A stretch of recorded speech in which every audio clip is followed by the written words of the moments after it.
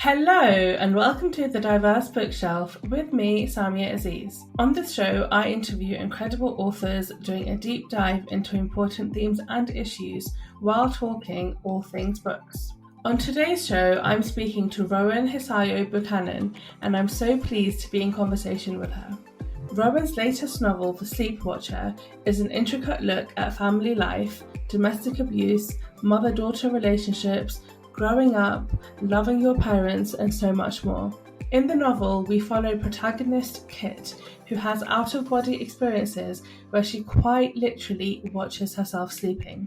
She also wanders throughout her home, looking over her parents and younger brother, giving her an insight into more of the pain, struggles, and unspoken difficulties happening behind closed doors. I think Rowan is such a creative and talented writer, and I'm so glad she's my guest today.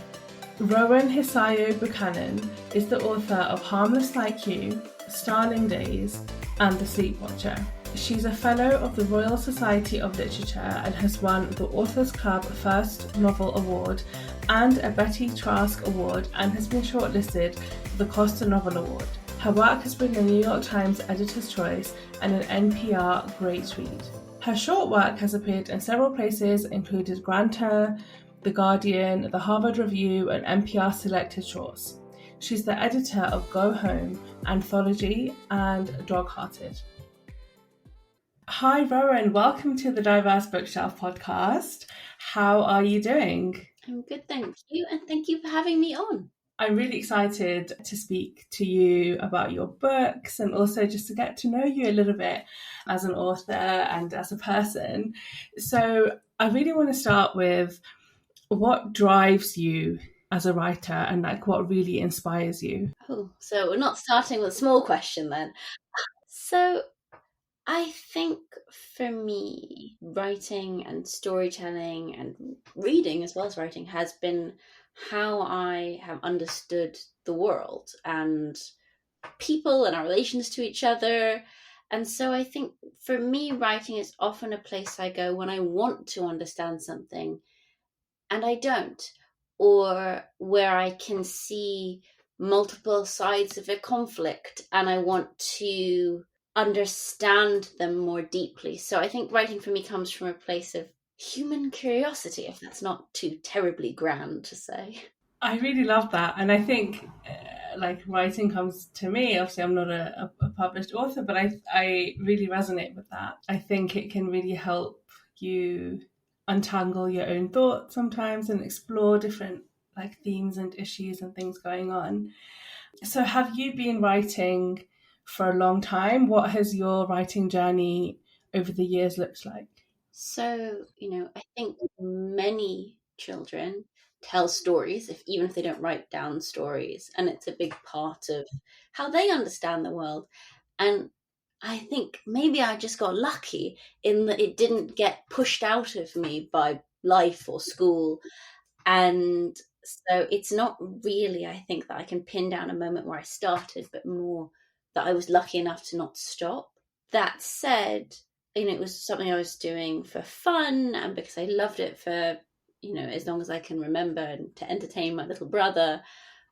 But it wasn't until I was in university and I had a professor who was a published writer who encouraged me and said, this is something that you could do professionally, that sort of gave me the permission to pursue it beyond the sort of my private life. So I think that this does happen with a lot of writers. Something that is so clearly maybe like a hobby or a passion or something that we do for creativity or healing then becomes a profession. And I don't think that this is the case with all professions. I think some, some scientists and doctors for sure have always had almost like a passion for science and curiosity.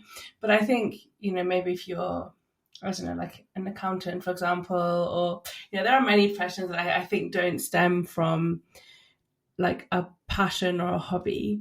So what has it been like for you being able to create a profession and this sort of formalizing of your writing, but also in a space that now becomes a form of livelihood for you?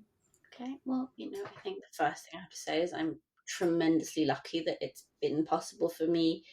I know in in my bones, and also just having met people, that there are people who are immensely talented and for one reason or another haven't been able to make that as much a part of their life. And that's the first thing that I want to acknowledge. Given that that's true, and I do very much feel that luck and joy to be able to do it, I think for anyone who is listening and who is maybe thinking about being published, or has been offered a book deal, or is going down that route, I would say it is sometimes a shock, that move from it being something purely for your own joy and purely private, something that is seen more widely in the world. And when I say shock, I don't mean a bad shock necessarily.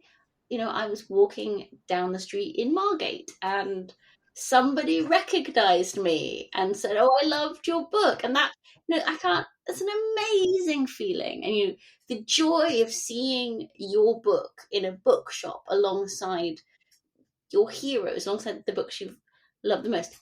Amazing. So there's a lot of joy. But I also think a lot of debut authors, a lot of new authors can sometimes be a little overwhelmed, which is why I wanted to mention it. Because, well, a friend of mine used to say that writing is the real selling your soul. You go out and you be an accountant, you're not selling your soul, you're selling, lowering someone's taxes. But that when you put absolutely all of yourself or your best thoughts for years into a book, and you serve it up to people and you say, this, please read this. Some people are really going to connect with it and some people aren't, or they're going to read something different into it, or they're going to assume that something's part of your life that was imaginary, or going to say, and that's big. And I think that definitely was a transition for me, but it's also a career that has brought me a lot of joy and luck and connection. And people will write to you and they'll tell you lovely things as well, and they'll tell you they love your book, and they'll also tell you their stories and their personal lives.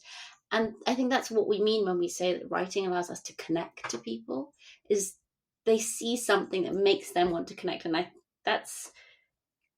don't know, maybe some accountants are out there getting people's personal life. Yes, you are, because you're getting all of their numbers and all their details.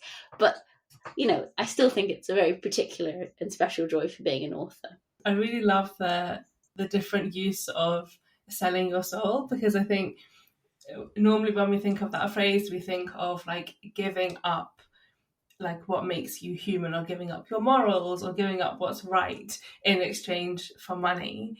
But you're talking about quite literally like selling the soul of yourself, like selling who you are. And it's just such like a brilliant way of looking at it, and actually makes more sense, because you are, like so many authors have said, that what you put down on the page is who you are. Even if you're not writing a memoir or an autobiography, you're still putting so much of yourself through your words onto the page, which is just such a wonderful way of looking at it.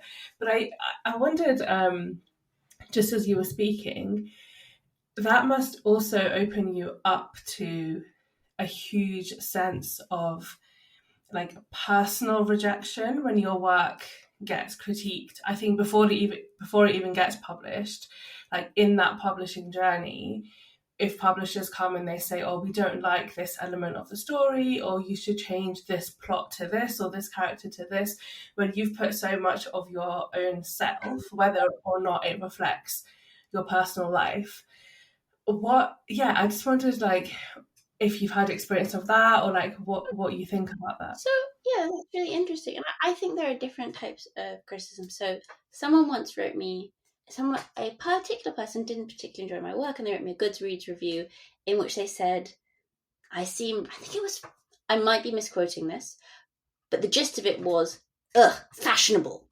And I remember thinking, I've never been fashionable in my life. No one's ever accused me. What is this? What's happening? And but it did sadden me that he came to my work and it didn't bring him joy. And I do find But I find that that's very different, actually, than being given editorial feedback. I love editorial feedback, kind of nerdily love it. And I think that's because when you find the right editor, you find the person who cares about your story and cares about your work and cares about the heart of what you're trying to show or make.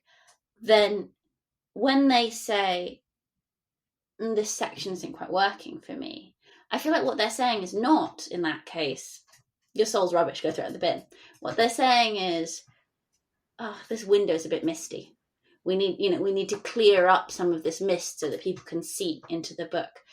And that actually that feels really wonderful in a way, that they are trying to make the most important part of your story, the essence of your story, come through.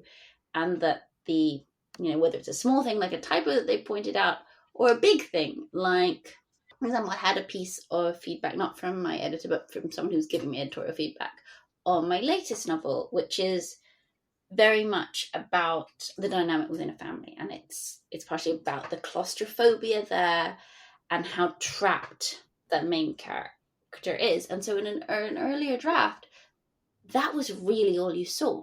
You didn't see that much of her school life, of her peers, in part because I was making the point it's claustrophobic. But, this person said, but I would, she is going through this thing. She's going to school. She does have peers. I'd love to know more about what was happening there. And at the time, I hadn't imagined it. I thought I'd imagined, but it was sort of misty. It was in the distance. And when I sat down to write some new scenes, I actually felt like I was getting to know my character better and more deeply. And they're some of my favorite scenes in the book. And I think if it's possible to approach editorial feedback in that way, the work only gets stronger. And I might be biased also because I do some editing as well. And so that's always what I want to be doing for the people I'm working, like my clients, is to be saying, I think this is what you're trying to do, and this might help. And if it's not what you're trying to do, don't do it. Don't take this advice. Because that's what editing to me is about, is making something the best version of itself, not making it a different thing.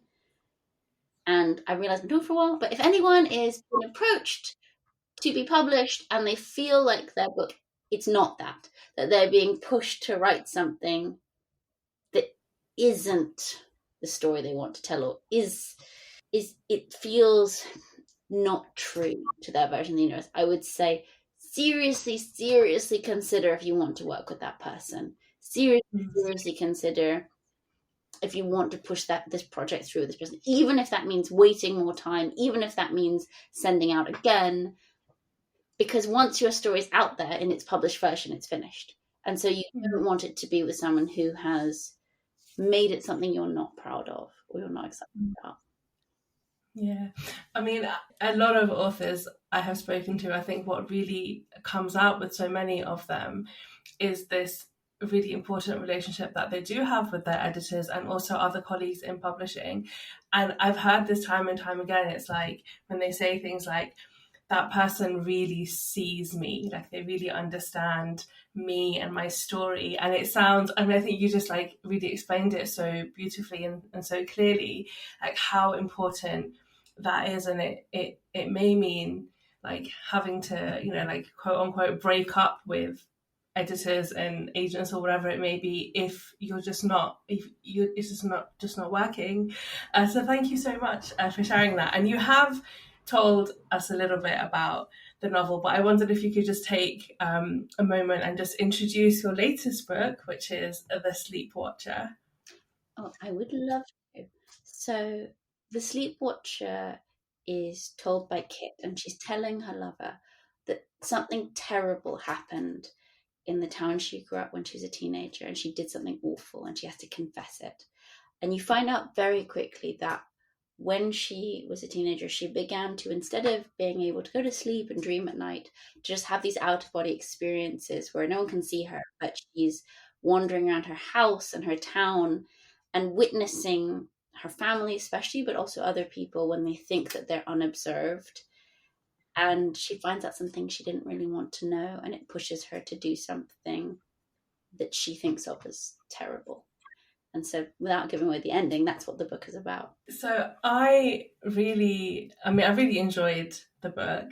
I just think it's such like an intimate and intricate analysis of being in a family where things are not going well, but also to see that from like the eyes of a child. Well, she's a teenager, but she's still a child, and you really pick that up. That's herself is at this crux of sort of maturing, but is still the child of her parents and is still, you know, a sister to her younger brother. And that sort of innocence also sometimes comes out in how she views what's going on.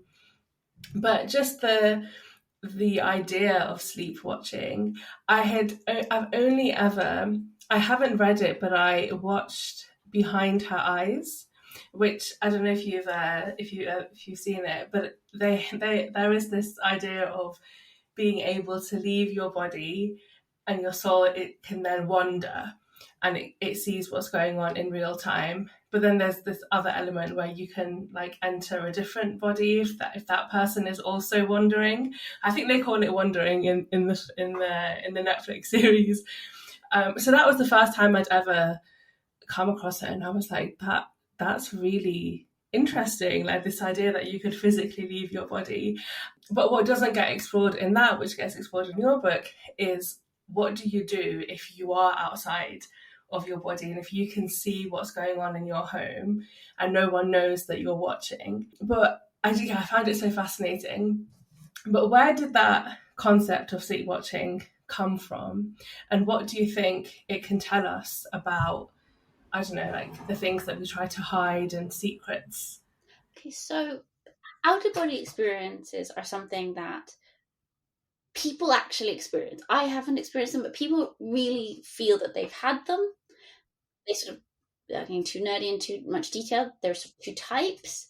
One is essentially you're in the same room as your body, but it's a bit like, and a lot of people have dreams, so this is true, where you're sort of in the top back corner of the room looking down on your own body.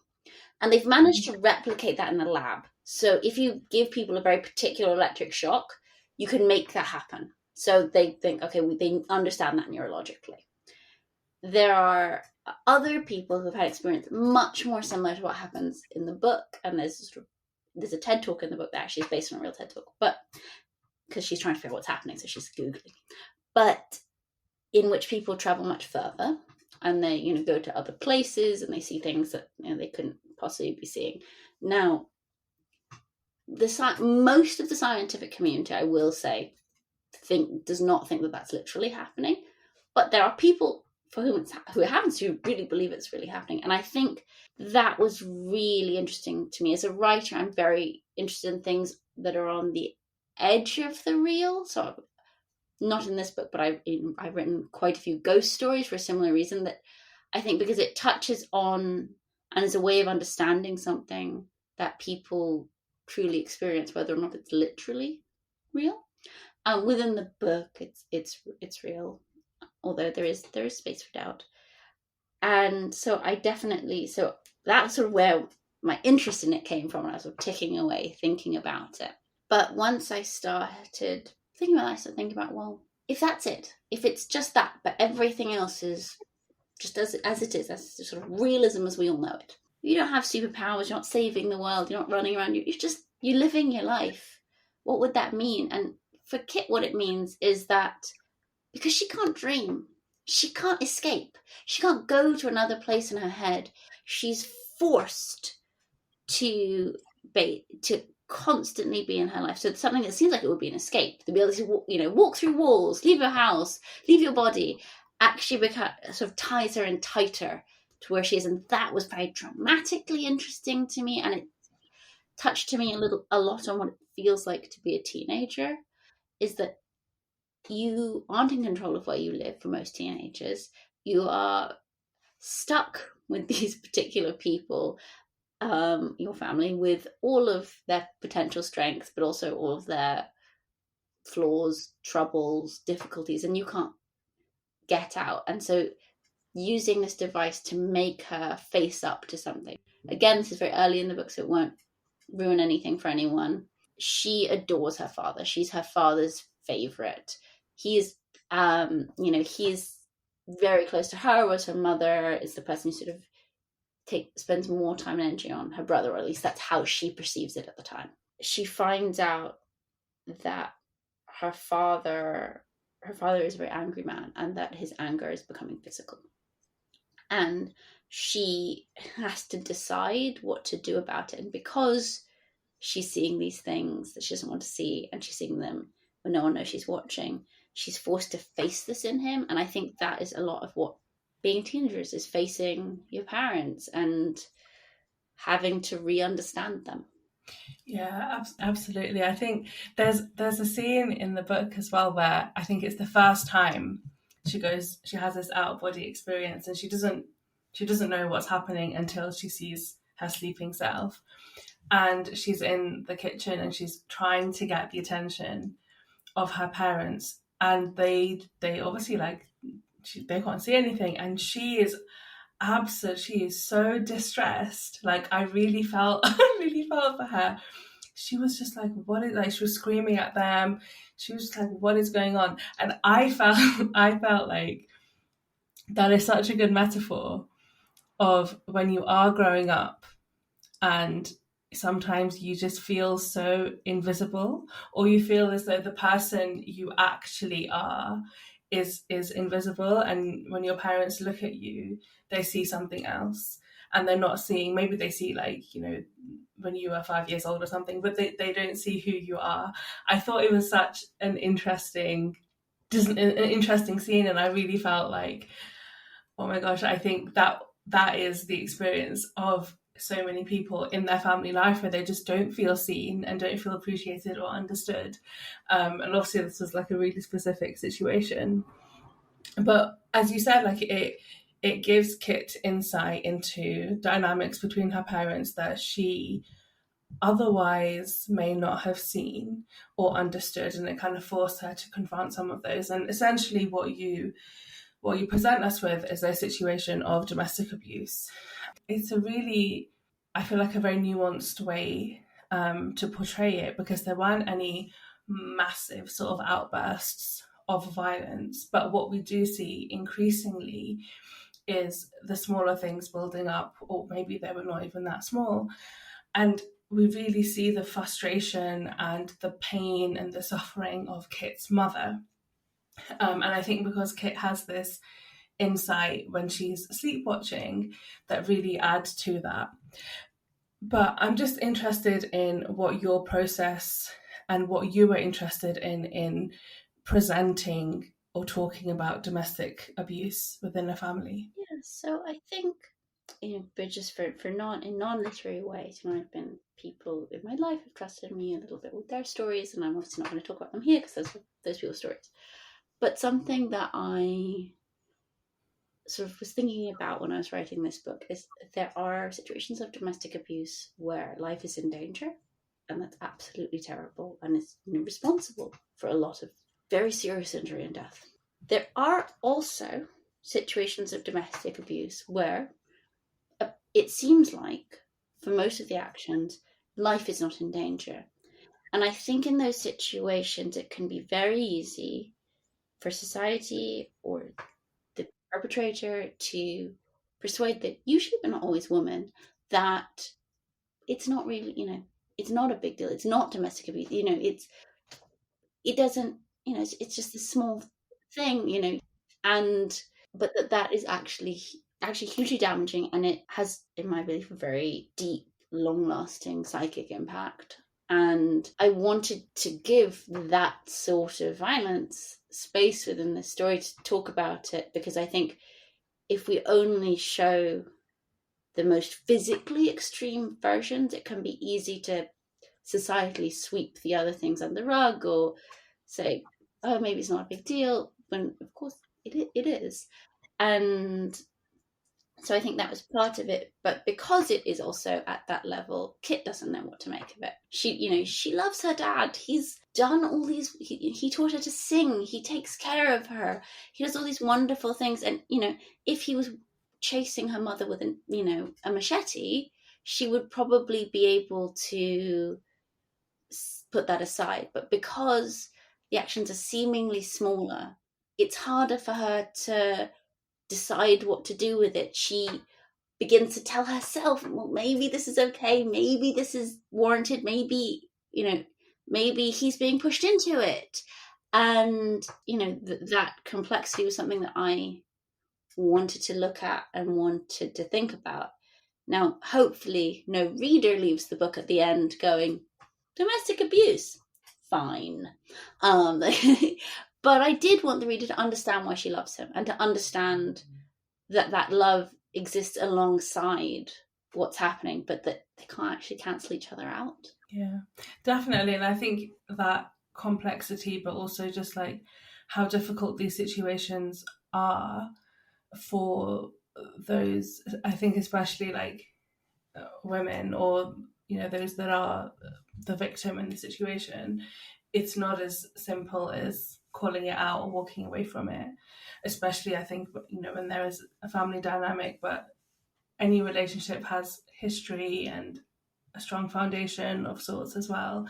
And I think I really appreciated it, because I feel like a lot of representation or presentation of domestic abuse is the very sort of loud, aggressive, really overt forms. And obviously, like, if we look into it, sometimes we see that it didn't start that way. It started with the smaller things that were unnoticed and sort of just like brushed off, even within the couple themselves. So I found it really, I just found it really interesting. And I think because the sleep watching gave Kit that bit more insight into what was going on, there seemed so much angst and stress and trauma. And obviously, like, the whole novel itself is basically her almost trying to confess something that happened, right?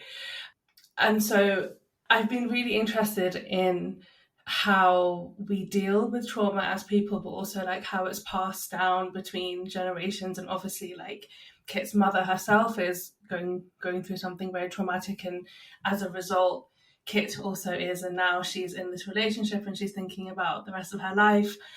Yeah, I just wondered what your thoughts on that, and what you really wanted to bring out in that relationship between Kit and her mother. Oh, thank you. So I'm very interested, and it sounds awful to use the word interested, but a lot of my work concerns itself with intergenerational trauma. I think it's something that I find myself being drawn back to writing about, because it contains this incredibly difficult thing that I think, many people experience, but also hope. There is hope within each generation for change, for, if not escape from trauma, a living of a life that is different. And I think that in this book, one of the reasons for the frame is because this story isn't just about a very bad thing that happened to a person when they were a teenager, but it's also, to me, about love and about hope and about rethinking about how we find love and who we want to be when we love someone. And so it was very important to me to have that adult voice of a person who hasn't just necessarily just brushed everything off her shoulders. It's not all gone, but who is taking this big next step. And the book, sort of the frame of the book, is saying, would you forgive her for what she did?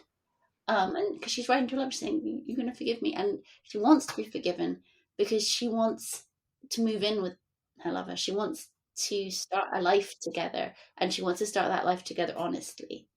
And so it's the hope of this story, but I also didn't want to say, oh, she's gone. It's just completely light either. And, in the book is Kit's book. It's not her father's book, but it does try to show a little bit about where he came from and the life he escaped. And that, on some level, he is trying to be better than where he came from. It's just he may not be succeeding.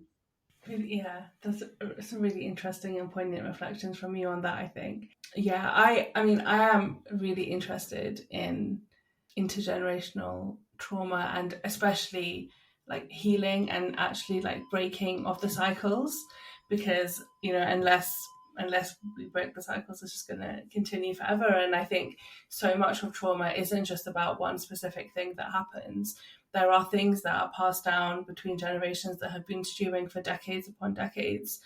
I think that especially for minority communities, people of color, like I think that is undeniably true. I think no matter where in the world you're from, and you do, we have an element of mixed racial identity in the book, and you have written about it in your previous books as well. I just wondered if you could talk a little bit about what you're particularly interested in exploring when it comes to identity around race, and especially mixed race. I think, on the basic level, it's important to me to write mixed race characters because I didn't have a lot of mixed race characters to read when I was growing up as a mixed race person. So that is that very simple thing. But I think it's also something that I find myself looking at in different ways. So my first novel, which is about a Japanese artist living in New York in the sort of 1960s, 1970s, who ends up abandoning her son, who is mixed race. And it's also about like how and when it happens and how that affects who her son is and how he thinks of himself. And it's very much sort of explicitly about that, and explicitly about what it's like to be trying to be an artist when you're a Japanese girl in New York and you don't look like what people think of as an artist and you don't have the connections. And it's much more front and center. In this book, it's not the headline of the book, as it were, but it's still really important to me, and I think for me partially shapes what happens. So in the story, the mother is mixed race. She's half Japanese, half English, and the dad is a Caucasian American, and so sort of Kit is a quarter, and which is part, and Kit sort of sweeps a bit of her own identity under the rug. She's like, I wouldn't, that's not important. People wouldn't ask me about it. But I find my experience when I think of, for example, my grandparents, who were both Asian, but my grandfather was Japanese and my grandmother was Chinese, is that when you are two people from different communities and also possibly not from the community that you're in, the place that you're living in, it can make your family much more isolated. And I'm not saying that's necessarily always bad. It can make you feel like you're this little team against the world. But if your little team begins to break down and there's not a community keeping watch, there's not a society in which you're integrated in, or a set of social expectations that are around you that you feel belonging to and connection with, it can be much more isolating. And so I think part of what makes the difficulty within the novel is the father, it's just an expat, but he's very defensive. He doesn't have anyone he can ask for help or vent his anger. He entirely is private. And the mother, she's a very strong character. It was really important to me that she be strong. She's not this like little weak woman. She's a strong woman who is still being hurt. But part of her strength is she's not wandering around saying like, I'm just a little, mixed race woman. She's wandering around trying to be strong. But again, she doesn't have the ties. She doesn't have the connection. She doesn't have the family with her. Her parents are both dead and her mother's, family are in another country. And so that makes her much more vulnerable. She doesn't have, aunties and uncles and, grandparents that she can go to. And so I think that that's not true of every mixed race person's experience, but I think it's more common, and it is part of what shapes, for me, this story. Yeah, definitely. I think it does impact any story. Having any sort of mixedness in a person's identity, I think, will always impact a sense of belonging. And I interviewed somebody recently who said something that I thought was so beautiful. She said that in the world, it can't be like night and day or like light and dark at the same time. But within you, it definitely can be. So like you can have, lightness or darkness. You have two completely opposing things, but that they can coexist at the same time. But if you live in a world where like that isn't the case, it's very difficult to kind of like match the internal with the external. And I think about what she said often because I think especially when you throw it into being in a place that isn't either one of those identities, it just makes it so much harder. I also read this article that you wrote earlier this year, I think it was, which was about like co-sleeping. And I just wondered, this is not really to do with the book, but you did say in the article that it partly inspired the Sleep Watcher. I just wondered if you could just reflect on that a little bit, because I was so moved by it. And in my adult life, I have not shared a bed with my parent, even in like for a short term, maybe like the odd night here and there when we have guests or whatever and we need to move around. But I just wondered if you could just talk a little bit about that. So there's an article of The Guardian, and it was about two things. It was about sort of having my own habits, of the one the early nights when I took my daughter home. But it was mostly about how when I was in my 20s and I was having a very bad mental health episode, my mother essentially decided that she was going to sleep in the same bed as me every night. And I remember at the time thinking, but I'm an adult, like I'm not a baby. And I was still trying to live my life, go about, the world. And so it's not that she could be with me 24/7 all day long to keep me safe. But so it felt ridiculous. I was like, I don't even know why you're doing this. But she wanted in that time to keep watch over me in the darkness. And I think, that it was an incredibly beautiful thing that she did. And I didn't at the time think of it as co-sleeping, because I wasn't in my 20s. I didn't have a child, and I wasn't thinking about, anything about raising a baby. But I sort of, when I had my daughter, I realized that that's what it was. And that she was being with me in the night to keep, to do the best she could. And that's all we can do.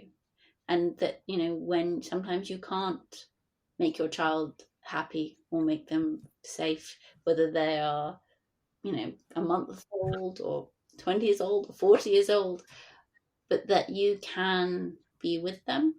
And within the book, there's to me, one of the hardest scenes to write is about a parent and a child in a bed, and it's not like that, but in some ways it is. It's just reversed. It's that kid's trying to keep her dad safe. And it's in the book, it's different, because I think it's different when a child is trying to keep their parents safe, and especially when it's a child, not just a child relation, if that makes sense. It's maybe more than she can hold, but she's trying to do that holding. And I think, we're still animals, and the night, we have electric light, but we're different in the night and in the day. Our emotions become louder, become more overwhelming, grow within that night. So, it's a dangerous place still, I think. Yeah, absolutely. And I think one of the reasons why, I was so moved by the article, because I think the concept of like individual space, like having your own room, is actually like a very Western concept of space. I think there are so many communities around the world where it's very common, where you don't have individual bedrooms and like everyone is sleeping on the floor in the living room, or there'll be like a room where all the sisters will sleep with their mom or whatever, like, and it's just normal. But also, if we break down like why that happens, a lot of the case it is because they have these ideas or these values of sticking together and looking after one another, and sometimes it emerges from like a response to threat. Well, we have to stay together because something could happen, someone could come in or whatever it may be.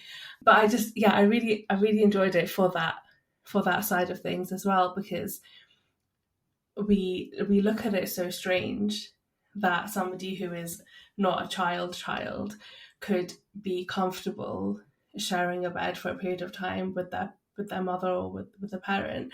But I actually think that it's a very beautiful thing. And if we, there's a lot, I think, to be unpacked there. I mentioned earlier, people writing to you. I think article, I got so many people writing to me to tell me that they had, that something similar had happened to them, or they'd been with the parent. And I think what really shocked me was, especially more common with men, but this was some women too, there's a lot of shame around it. A lot of, I've never told anyone this, I've never seen anyone write about this, and there are things I go into as a writer that I think I'm going to represent that. So, when I'm writing books about mixed race characters, very consciously, some of the people I'm writing that for is mixed race people. I want to show not necessarily their experience. Every mixed race person is different because we're all different individuals, and also we're different mixes, most of us. So, but still, to see a mixed race person to say that's the way being the world, I did very, very consciously. That article, the article about co-sleeping, I did not think I was doing that. I thought maybe sort of, if you'd asked me beforehand, sort of mental health and being open about mental health and being open about the fact that, I think of myself as a competent person. I teach, I have responsibilities, I care for people, but also, I had this difficult mental health time. Yeah, I would think of that as useful representation. I didn't think that the important representation was you can sleep in the same bed as your parent when you're an adult to comfort you. Did not think that I thought that was going to be something people were quirky. But it turns out it happens to people, and they feel such shame, and it makes me really sad to read the people who were telling me how ashamed they were that it had happened. The idea that just because you're however many years old, it's shameful to need the comfort and care of a parent made me so sad. There were, of course, plenty of people who are adults who can't have the comfort and care of a parent, perhaps because their parent has passed away, perhaps because their parent was never someone who particularly cared for them, perhaps because this particular was not the language of care within their family. But to have received it and yet to feel that it is shameful, that makes me so sad. Yeah, because it's really interesting how quick we are to say things like, a parent will always worry about their child no matter how old they become. So we very, very readily sort of accept that, a parent can have a child that's in their like 40s or 50s and still be terrified about them and still wonder where they are at 11 o'clock at the night if they're not home, right? But when it comes to the other way about how we always need that, that parental or caregiving love, we're less ready to really embrace that and understand what that means, which I agree with you, it's really sad. It's really, really sad. But yeah, I honestly, I think I'm glad that a lot of people reached out to you, and I really, really enjoyed that article. Talking again about the Sleepwatcher, what was your process in terms of writing it? Like, did you know from the beginning exactly what story you wanted to tell? Or, and also about the character of Kit, how did you develop that? So I had some sense of the story sort of once I had the idea of the out-of-body experiences. I knew pretty much instantly that it was going to be about a teenager, that's the person it would affect the most, is someone who isn't necessarily allowed out of their house at night and who isn't in control of where they are. Because if you have a character who's having out-of-body experiences and they're a 40-year-old in London, they're probably going to have some like interesting bits of voyeurism. But, they could also have gone places when they were awake. It really, it might be interesting to see what your roommate's up to, but the stakes aren't quite the same with your family. So you knew very, very quickly that she was going to be a teenager. And again, I was thinking something about the character, the dad came quite quickly. So all of that came, and I was like, I have this story. And I spent years trying to write it because I couldn't get the voice down. I kept thinking, is it going to be present tense? Is she going to be, is her teenage self telling it? And I'd be like, why is she telling it? And I would start thinking about, like, is this the word a teenager would use? And I think that's a really bad instinct as a writer, because is this the word this character would use? Not, am I impersonating a generic teenager? That starts to sound very canned, very fast. So, that didn't feel right. And then I sort of moved to third person, but it sort of felt a bit too distant. And I also felt like the third person voice, because on one level, she's really smart and, I respect her as a character. She's a smart person. She's someone who is not, she's not a tiny child, but she has moments of being a child. She has moments of being naive, because that's what being in that part of your life is fluctuating between this big grown-up intellect, but also some stuff that's still with you from childhood. And the third person voice felt patronizing, and it didn't work.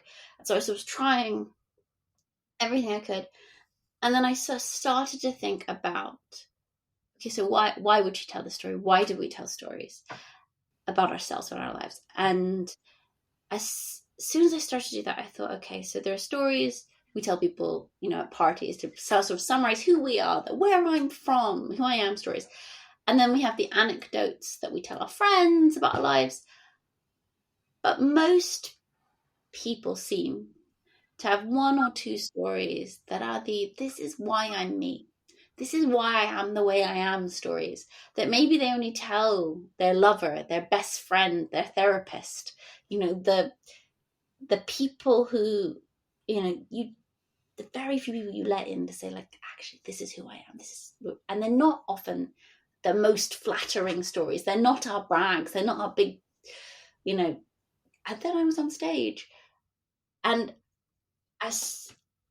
they're our most powerful stories, I think. And so as soon as I realized she's telling this story because she's trying to explain why she is the way she is, and it came much quicker. And sort of probably that draft took me as long as the first chapter that kept getting rewritten. And it still took a while. I still had to think about, how much of the present day do we keep in the story? How much of her adult life? And that took some editing, but I think that was really the last piece that needed to click into place. Mm-hmm.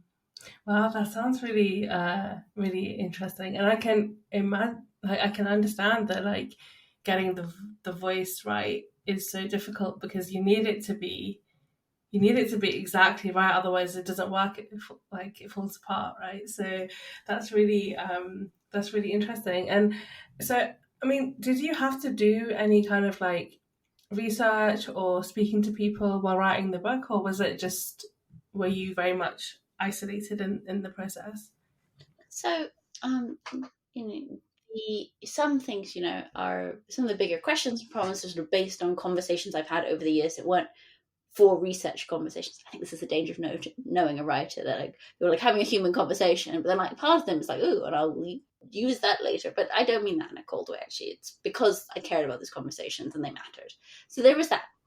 But then when I was actually sitting down to write the story itself, I think the most fun research that I got to do was, because the story is set in a seaside town, which is very important to me, because I wanted it to feel, A, it has some plot purposes, but B, I wanted to feel in this sort of liminal space. I wanted to have the hugeness of the sea. I wanted to have, it's a sort of British seaside town where the family, they're not tourists. They don't have, this isn't their second home. This is their only home.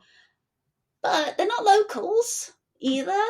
And to have them in that sort of liminal edge space was really, really important. So I went to a lot of British seaside towns, because their town is a slight amalgamation. It's a little bit imaginary, because I wanted to be able to pull in different elements. Kit works in the local town museum, and I had a lot of fun writing that and playing with what that would look like.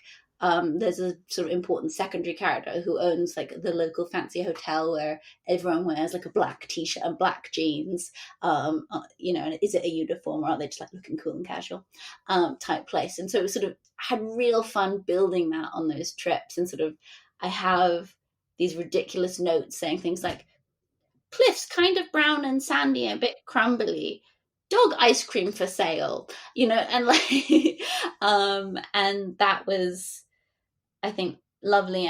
But it wasn't just an excuse to drag my partner away on a Saturday to be we're going to go to the sea again. It also, for me, when I'm writing fiction, and these are truly, imaginary characters, I find it really helpful to be grounded in a real place I know well. And while this is not one real place, you can't take the train there from London, it is bits of a lot of real places, and that help me feel it and see it and be in it. Yeah. Oh, that's really interesting. And I completely what you were saying about how sort of like being able to recall on previous conversations and when you're writing, and like I do think about that a lot with writers, because obviously the inspiration often is things that people know about or have heard about, but then I guess, then you probably at some point enter a grey area of like how much of a person's story you're going to tell and how you're going to handle all of that and what details are you going to change. Are you going to get consent? Yeah, very messy. But no, I loved hearing you speak about that. And it sounds like a really interesting experience of like building the town. And actually that isn't something I often think about when I think about how an author writes something. I almost feel like it's like a secondary thing, because it's on the page, it's already there, whereas like we go on a journey with our characters and like we see the character kind of develop throughout the book, but with a place it's just already there. So I think that was really nice to hear from you. I was so happy. Sorry, because my editor's from a seaside town. I'm not from a seaside town. I just went to a lot of them. And so I had this sort of slight anxiety of being like, will it be right? And my editor is from a seaside town, and she approved. And I was like, yes. That's good. That's good.